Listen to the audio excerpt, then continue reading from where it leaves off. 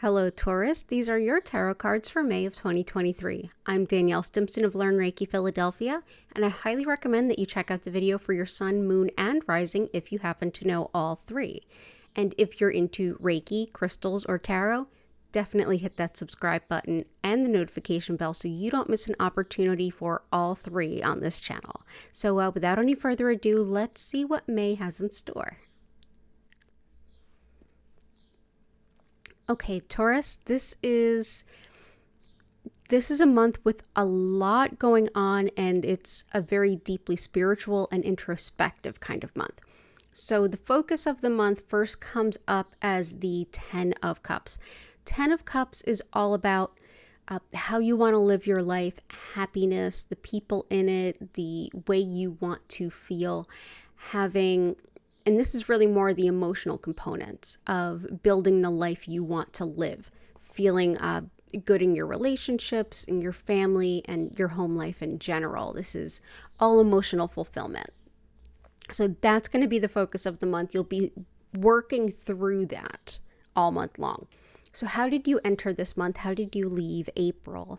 We have the Queen of Cups, and the Queen of Cups is, again, with those cups, which is everything emotions, the Queen of Cups is a nurturer. This is someone who holds people together, is not only supportive, but really in the long term supportive. So really helping nurture someone and helping someone to grow.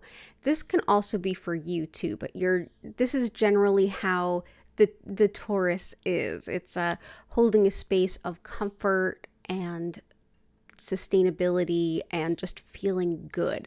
So this is very much how you're showing up in other people's lives, yours too, but mostly other people's lives. So what's the challenge of this month? It's the Fountain card. So this is the Fountain Tarot. This is a card that does not exist in other tarot decks. And the Fountain is really, you could almost say ether or being or something along the lines of enlightenment, but not quite there. This is just a point in space of just being yourself, of acknowledging yourself, and also having an opportunity for spiritual reflection too. So putting that there. So how does this show up as a challenge? It looks like it's really hard to just be with yourself and to connect with anything spiritually. So what's the best path forward? We have the Hermit. There are 3 major arcana cards, by the way, in your 5-card reading. Major arcana are big, fated kind of big life things that you really can't negotiate around. 10 of this, Queen of that, you can work with. These are things you can work with them, but you can't completely change them. They're meant to be a time to go through. There's a lot of reason behind these, usually very karmic reasons. The Hermit is all about reflecting inward. The Hermit, like when we think of a hermit, we think of a person who goes out from society and kind of doesn't engage much with society. And that's what this card really represents, but on a deeper level, not just pulling away, it's pulling away to reflect inward. The Hermit here doesn't have a lot of light. He's kind of in the shadows. At the same time, he has a flashlight. And that flashlight will shine wherever he wants it to. Oftentimes, the Hermit is led by their own light, like there's a lantern on top of like a staff or something, or they're holding a lantern.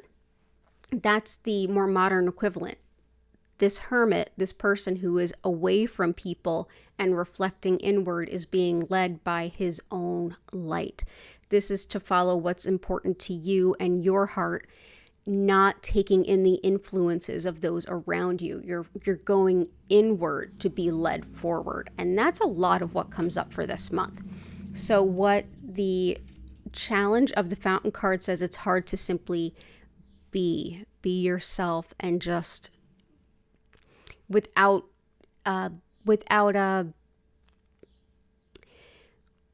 having an agenda. That just simply being is challenging, that reflecting inward is challenging. And this is saying the best path forward is to make that time for you to just look inward and kind of structure it some way. So it will be a challenge to look inward, but it is the best thing to do.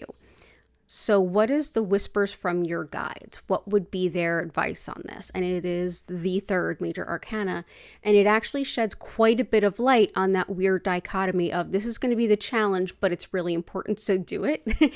Judgment is all about reconciliation.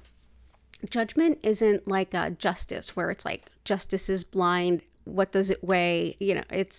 This is more like taking all the different factors together and saying, okay, let's reconcile, like, here I am, here's a belief, here's what I'm doing. How does that fit together with my path forward? Do these all fit? This is basically saying that there could be a big change of mind and or heart by reflecting inward this month. This is also saying that things will kind of coalesce. Sometimes the judgment card comes up when there's a deep epiphany, like a come to Jesus type moment, if you will. It's also like when everything kind of comes together, it makes sense. And then you go, oh, well then maybe this is the truth actually, or maybe I've realized something and I know what I need to do going forward. And so I feel like when I look at these three cards for you, the Fountain, the Hermit, the Judgment, and when I see those juxtapose the focus of the month, which is thinking about all the things that would make you happy and emotionally fulfilled in your life, which is the focus, I look at this and it seems like it is a deeply spiritual time for you to go and look inward. The beginning of this month is still in the Mercury retrograde. The rest is in kind of that shadowy time afterwards where we still feel that sort of energy. Mercury retrograde gets a really bad rap because, communication this and travel breakdowns.